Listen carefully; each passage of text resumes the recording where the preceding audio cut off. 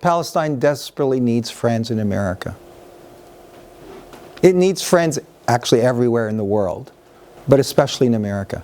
Palestine, it cannot go anywhere, cannot be resolved without friends. And the friends of Palestine are the little people, the small people, the ordinary people, the everyday people. They're not the high and mighty. So we have to rely on enlarging the circle of awareness and educating people and connecting people with Palestine. So my approach is I can't possibly educate people on this subject in half an hour, 2 hours, or 2 days. There's just too much. But what I can do is I can connect them. So the idea of the oil, the idea of my voice, is to connect people and spark an interest so that they can educate themselves at their own time, in their own effort, in their own schedule, at their own pace. The world is ailing. I don't think there's any question about that. The planet is ailing. And one of the key sources and causes of that ailment is Israel-Palestine. It has to be healed. And that's the place to begin. So what is your worldview? And for most people, it's this. This is how we see the world. This is how the world is projected to us by the media and by educational institutions, the culture. Everything says this is the worldview. But Palestine challenges our worldview.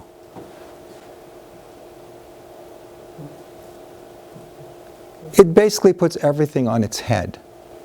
Because that's what you need to do to really see through what's happening. You have to look through and beyond what we have been told, what we have learned, what we have been acculturated. I mean, you started out with land acknowledgement. Well, I'm a Palestinian, but I also have to admit to being colonized. I've been colonized by Zionism.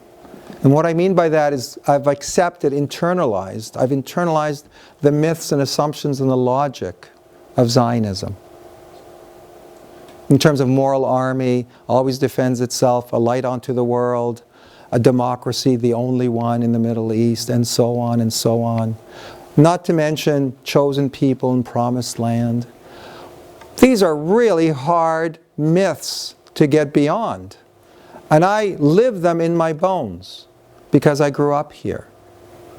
It is so powerful. And so when we're colonized, not only do we feel inferior, but we also feel not worthy of justice or human dignity. So I've had to really struggle so that I can stand up here and speak these things. It's been a long process. It's not over by any stretch. I am in the process of becoming decolonized, and it might take me another 20 years. I don't know. But for yourselves, in this room, you are not Palestinian. You have not witnessed. You have not suffered. You've connected perhaps in different ways. But you have, and more than that, you've likely been indoctrinated and inculcated with the Zionist narrative your entire lives, whether you're conscious of it or not. So what can I expect from you in terms of your waking up, your decolonizing from those myths that keep you, suppressed and believing the Zionist myths, which essentially are what is suppressing the Palestinians. So in order to free the Palestinians, we have to free our minds, become decolonized. So that's what it's going to take. I'd love to just talk about peace, but of course, we're not at peace. We're actually in the situation of non-peace.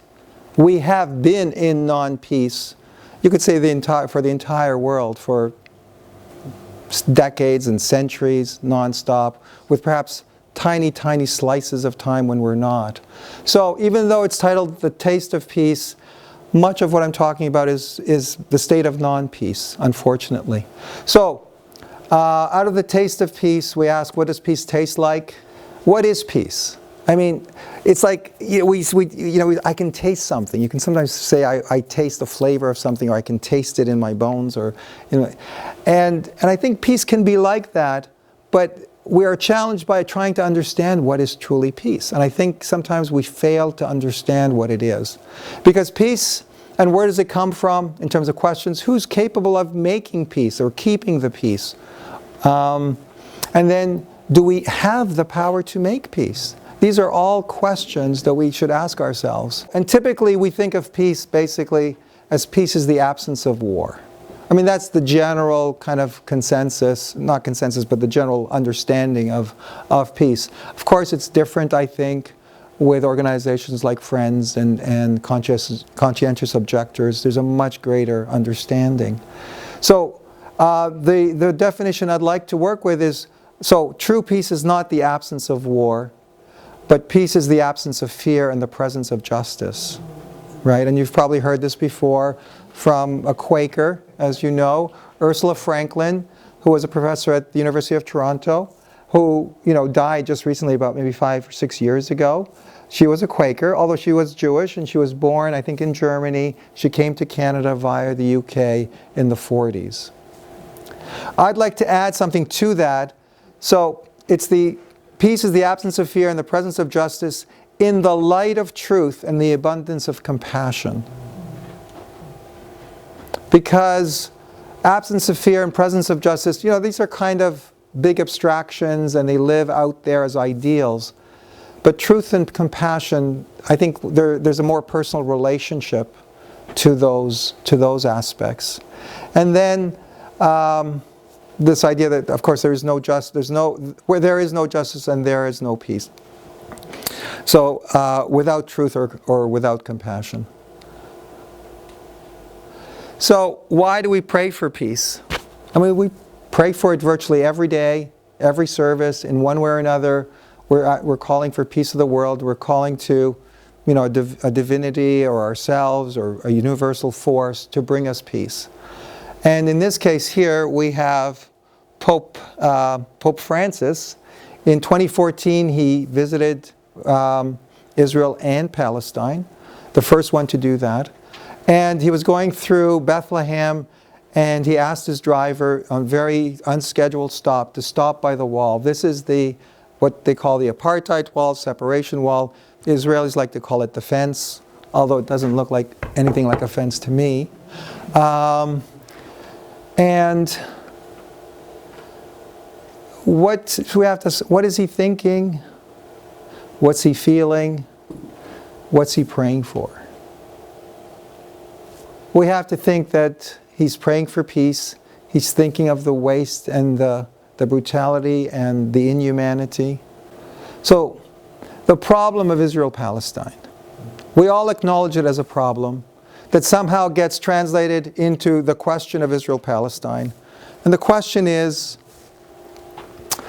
why haven't we solved this problem? It's been 70 years since 1948. Going on to 72 years. So, what's going on here? There have been many wars, there have been many conflicts and situations that somehow resolve in one fashion or another, however imperfectly. But here we are with Israel-Palestine 70 years later, and it only gets worse. We don't seem to get better. And that brings us to the questions of Israel-Palestine. And these questions are many. What happened? God knows what happened. Certainly you won't know by going through the media and by the popular mythologies out there and the myths. So we have to understand what happened. We have to understand, so what? What is the implication of that? Again, people don't quite get the implication, certainly not to themselves. And then we have to ask the question also, now what? What do we do with that? And this is probably the toughest question. This is really, truly the toughest one. Because you can read and you can research, you can understand what happened, you can think about it and think of the implications, but what to do about it? And what people have tried to do about it and just really had limited success, really not been able to truly turn it around. And then personally, the questions, why am I so confused? I mean, that's what people talk about Israel. It's so complicated, I'm so confused, I don't know what's happening, I don't know who's on first base and who's on second, and on and on and on. That confusion is manufactured. That confusion is intended. Because when we're confused, we're paralyzed. When we're paralyzed, we give up. When we give up, the status quo continues. Why should I care? We should absolutely care. We should care so much. It is such a big issue. This is the one issue that is within our control. This is not about taking on Russia. It's not about taking on China. It's about Israel. Israel is the size of practically Greater Des Moines area. That's all it is. Greater Des Moines, I believe, is 6 counties. That's all it is. We can't even, nobody seems to be able to rein it in. I mean, it's insane. And you should care, because this is where so much of the insecurity of the world originates. The most consequential export of Israel is insecurity. If Israel feels insecure in its neighborhood, so must the US, so must Canada, so must the European. And in that insecurity, we have the race for security, which can never be satiated. And the security state will always find more reasons to buy more and to grow.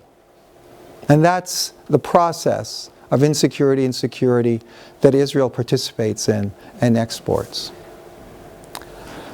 And what can I do?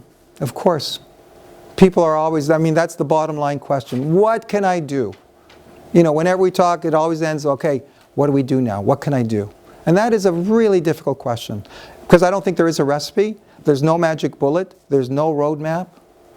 I think all we can do is, in the compassion of our hearts and being critical in our minds, try to understand as best we can what is happening, and try to make friends for Palestine and create awareness so that we can affect change with the powers that be they the institutions, the media, the politicians. Of course, we try to do this every day on almost every subject, but we have very limited success. We do have some successes, but Israel-Palestine is the hardest one to have success at. You know, voter registration, you know, social housing and all. We've got tons of those, and those we have a better chance of being successful at than Israel-Palestine. You look at 1947, this is kind of when Israel-Palestine came to a head from the United Nations standpoint. The British Empire, World War II has ended, the British want out of Palestine. The Zionist terrorists had basically chased the British out of Palestine, and the British just said, we don't want to deal with it, and threw it into the laps of the United Nations.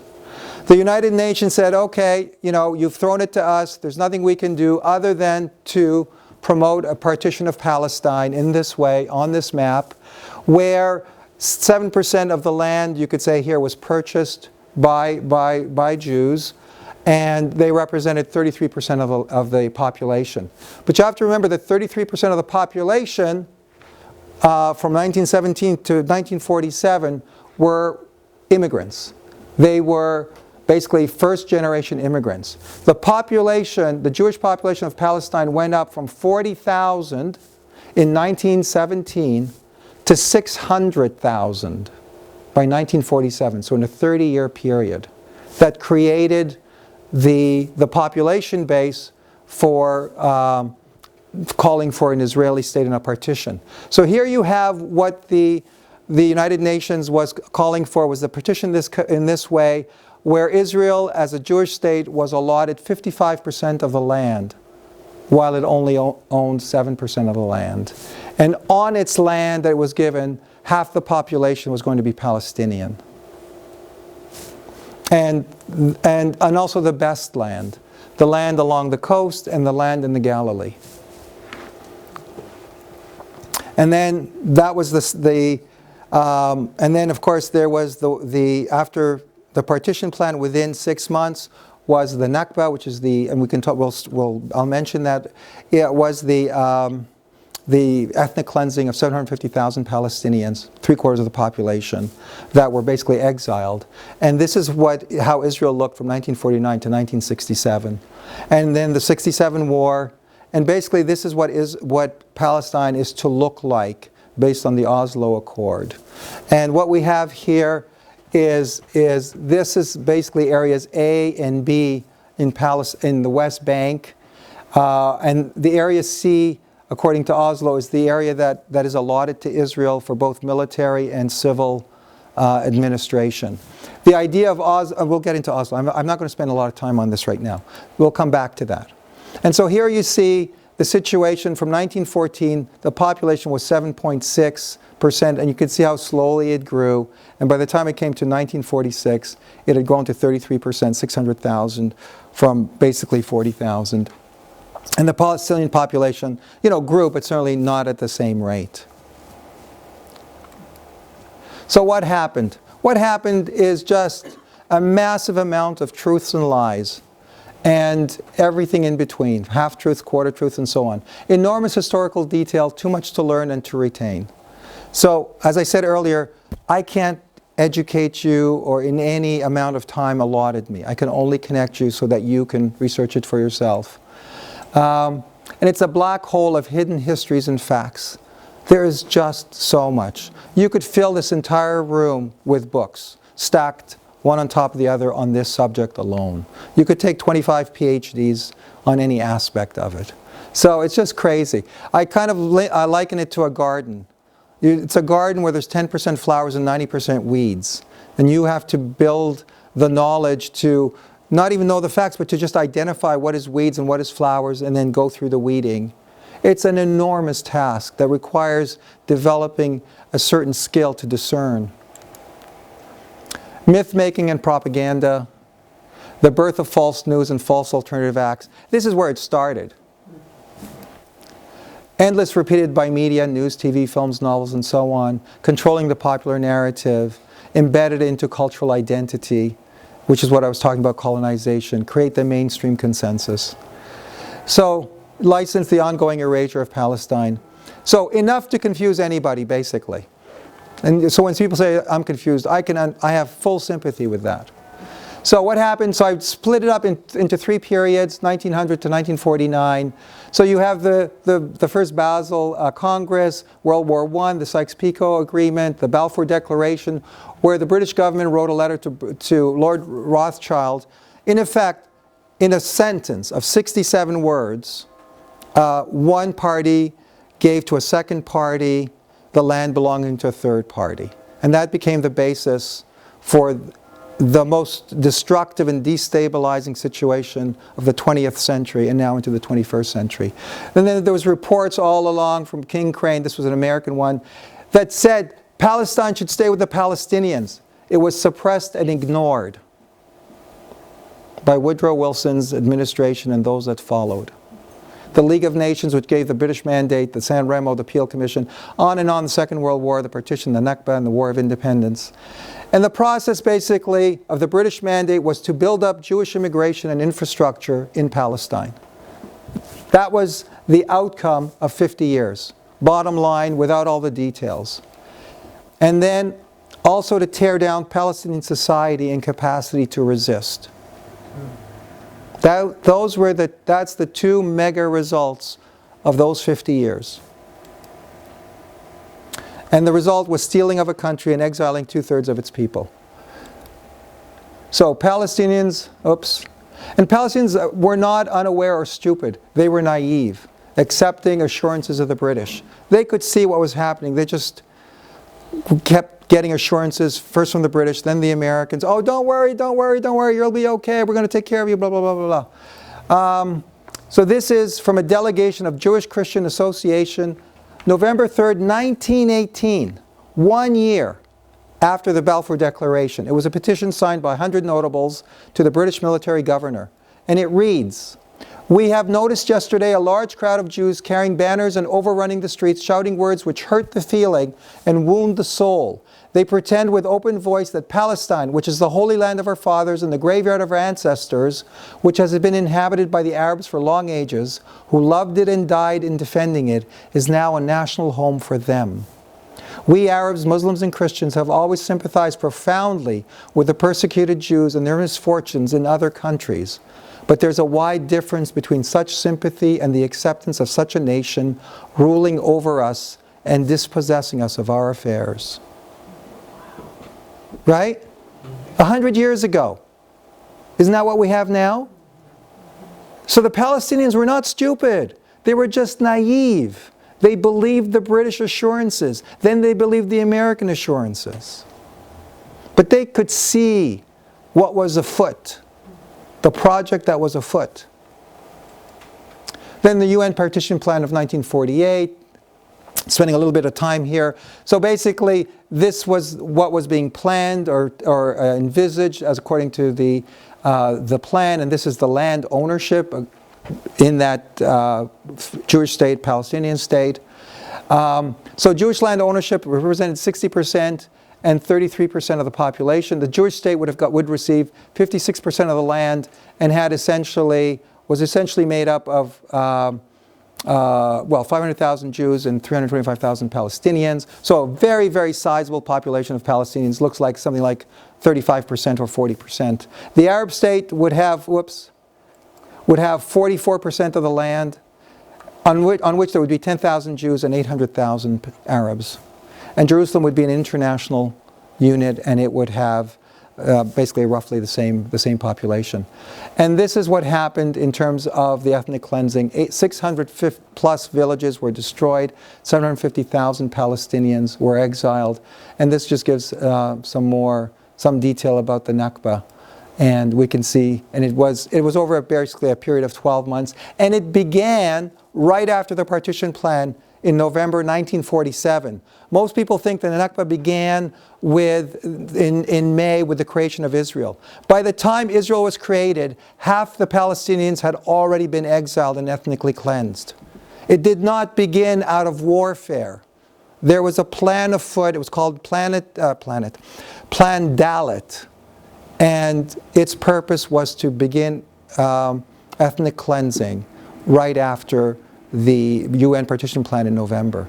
In fact, you can go back in history to the 30s, to the 20s, right back to the first Zionist Congress when people transfer was being contemplated, and more than contemplated, was being seen as a necessary action if this was to ever become the Jewish state. And so these are some numbers of how many were exiled, how many villages were destroyed, and the refugees were not allowed to return. All their land was confiscated without compensation and held in perpetuity for the Jewish people. Palestine was halved in size again from the partition plan to 22%, so it went from 44% to 22%. And Palestinians call it the Nakba, the catastrophe, and Israel calls it the War of Independence. And the Palestinian state was never realized. Egypt held Gaza and Jordan over the West Bank. And this shows where the various refugee groups, or the people where they lived and where they exited to. Whether they exited to Egypt, they exited to Gaza, they exited to Jordan, to Lebanon, to Syria. 750,000 of them, which now is a population of close to 5 or 6 million. Oh, and much greater than that. And then, of course, there's the diaspora around the world, which also numbers about 6 million. So, and these are just images of the Nakba. I mean, these are very well-known images. I'm just going to get some water. So as you see, there's just so much. And I'm not meaning to take so much time, but how many, do you still want me to show history in like this? Okay.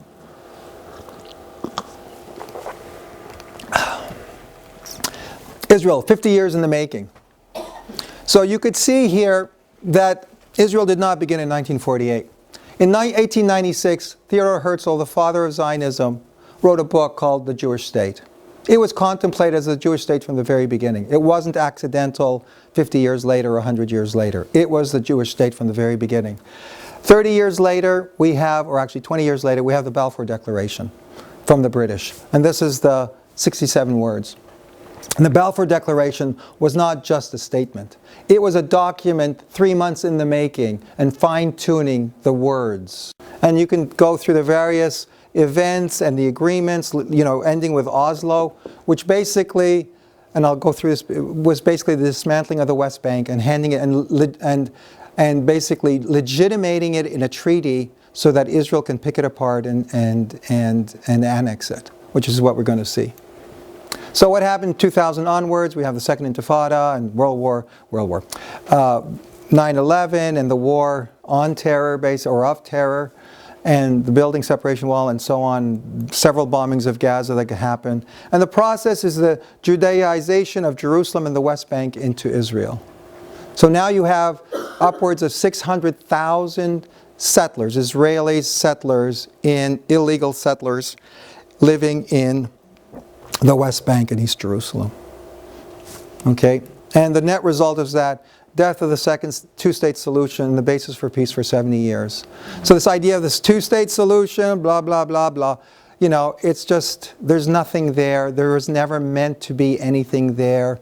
It was just a holding pattern so that stuff can happen behind it and that Israel can work its magic to end up with all the land. And we'll go through that.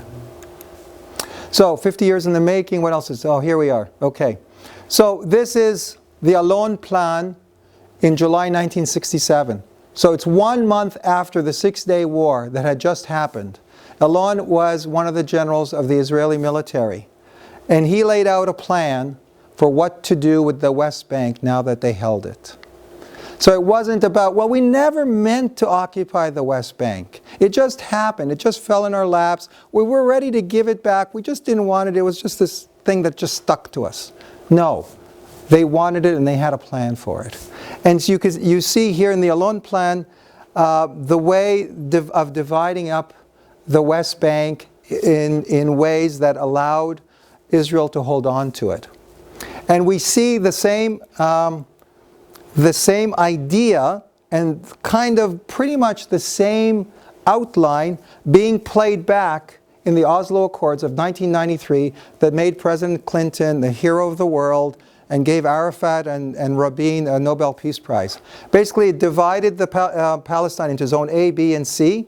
And Zone A is the green areas. And basically, these are reservations that have the most Palestinians and the least amount of land. And that is being contemplated as Palestine. And these areas represent 4% of the original historic Palestine. That's what's meant for the Palestinians. This is 18% of the West Bank. Area B is 22% of the West Bank. Area B is nominally under Palestinian civil authority and under Israeli military authority. Whereas Zone A, B, again, is administrative, civil and military administration by the Palestinians, at least nominally. Palestinians don't have anything. They have no authority. It's on paper. It's paper basically. And Zone C, which represents 60% of the West Bank, is where Israel has both civil and military jurisdiction, and where 450,000 of the settlers live. Okay, and you will notice how strategically the Palestinian areas are separated from each other and by walls, by Jewish settlements and Israeli settlements, so that they cannot combine, that they cannot in any way form any kind of a society or economy or anything that we consider to be a viable state. And here we are in 2019, and Netanyahu talks about annexing that part of Area C. So the process begins. The game plan is in its last stages for the dismemberment of the West Bank. And what's interesting to note is I don't have a map of Israel here, but essentially when you take the Negev desert out of Israel, it represents 77% of the landmass of Israel as it officially is. You're left with 23% or 1,800 square miles. which is the exact number of square miles of Area C and Area B. So the Oslo Accord is a subterfuge to double the size of Israel's usable land to include Area B and Area C. That's why, that's the game that's afoot, as Sherlock Holmes would say. So what is life for Palestinians today? The question we have to ask is, which Palestinians do you mean? It's almost impossible to speak of Palestinians as an entity, because they live in the West Bank, they live in East Jerusalem, in Gaza, in Israel, in Lebanon, Syria, and Jordan refugee camps, and the rest of the world.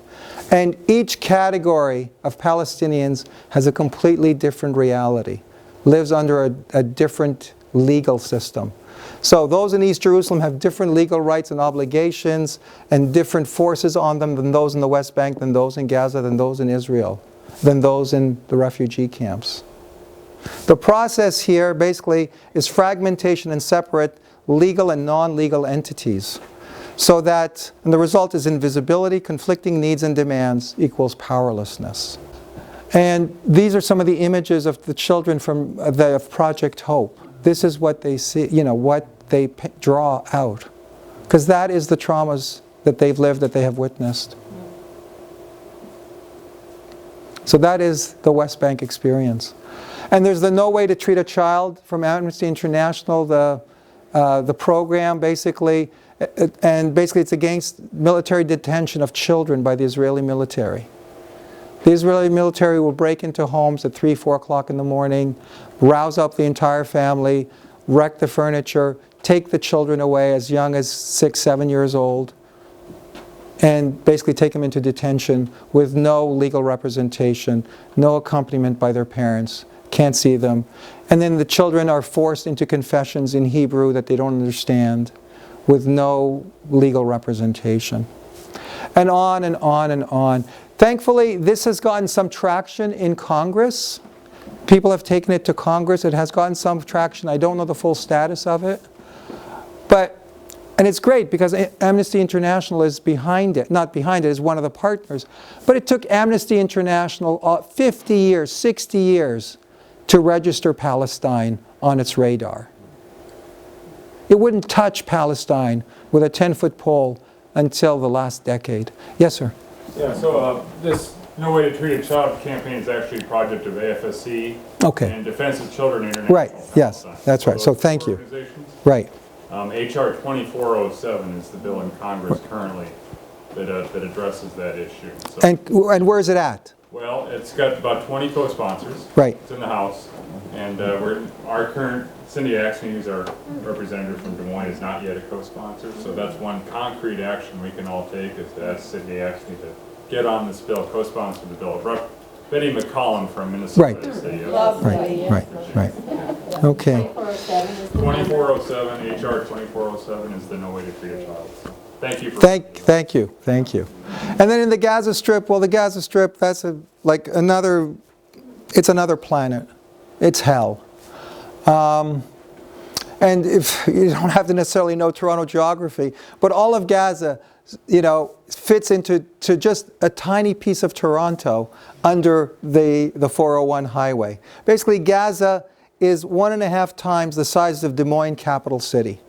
Des Moines, capital city, is 90 square miles. This is not the county, this is just the strict Des Moines, capital city. Gaza is 141 square miles.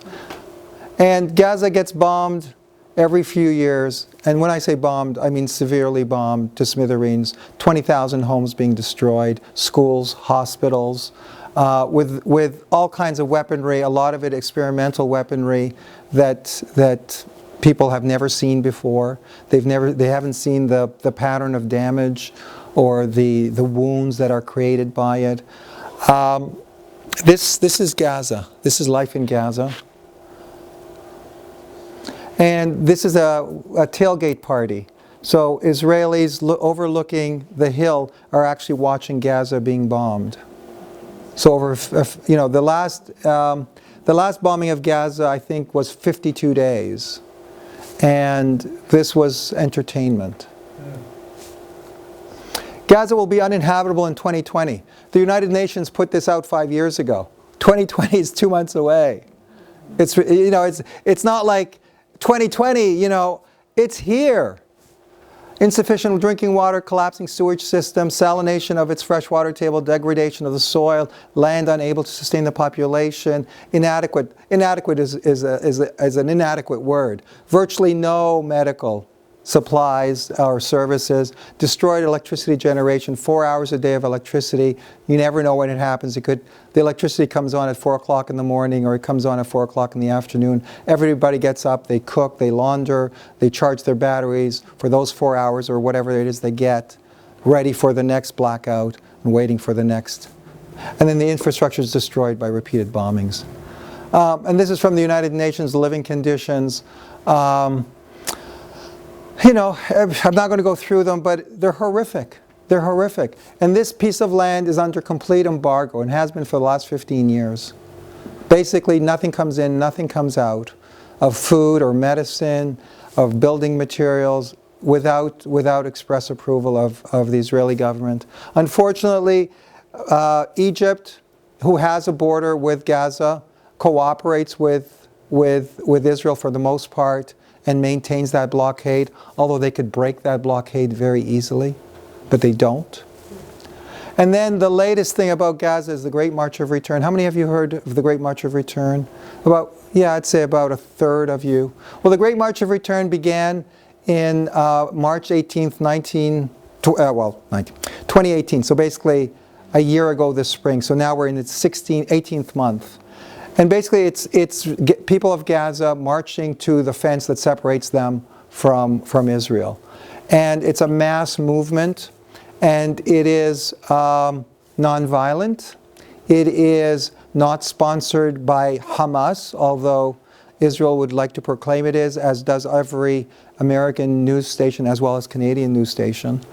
And these are the scenes of people marching out to the fence. And you could see there's not much distance between Gaza City and the fence. We're talking about 2-3 kilometers. Gaza at its widest point is like 11 kilometers, which is 7 miles. You know, we're talking tiny spaces. And these are the tear gas canisters that go off. This is a boy with, you know, makeshift gas mask. These are Palestinians flying flags to try to stop drones from flying over and dropping canisters of tear gas. It's very creative people who just seem to be able to resist in so many ways. Let's see, where's the next? Oops, okay, that one. Those are protesters dressed up in costumes. This is a man who, although he's a double amputee, still comes out to protest. These guys, these people who mock the soldiers are the first to be shot. It's almost like a death wish. You want to be shot by the soldiers, the snipers? Mock them. Challenge them. And this man who shows up with a slingshot, in this case, as a double amputee, he is showing too much spirit. He needs to die because he's an example of spirit and resistance. So as I said, every Good Friday from 18 months ago, 210 dead. I don't know when I took this data. It's 210 dead, 24,000 wounded, 1,200 limb reconstructions. The snipers shoot for the knees. They shoot to basically amputate. They shoot with what they call banana bullets, which basically are meant to explode in the body and render it impossible to mend a bone. And if they hit you in the abdomen or such, they basically just pulverize the organs. And so here, this is the first 3 weeks, just the first 3 weeks. And these are the stats. 3,500 people shot. And this is in terms of where they were shot. Notice how most of them are in the lower limbs. They shoot the lower limbs because then it takes 4 to 5 people to carry that person to safety. And that's when people are most vulnerable to be shot. In that period, 111 people were killed on 3 Fridays. 12,000 were injured, and that includes the tear gas. So this is the total casualties as of last year, 31st of October last year, 24,000 total casualties, 228 deaths, and 5,000 by live ammunition, 500 by rubber bullets. It breaks it down among men and women, and so on and so on. Just horrible. How many people live in this? In Gaza, just under 2 million. Holy Jesus. 2 million people in an area that is slightly bigger than Des Moines. Yeah, yeah. It's one of the most densely populated areas on the planet. It's more densely populated than India, for instance, or Hong Kong. And so Israel is the only democracy, so our leaders say. This is a Canadian slide, so it's got Mr. Trudeau, but it could be Mr. Trump, and Stephen Harper before him, Obama before him. The United States will have Israel's back because it is the only real democracy in the Middle East, sharing the very values and ideals that define the United States, values of openness, respect, compassion, that seek for justice and search for peace.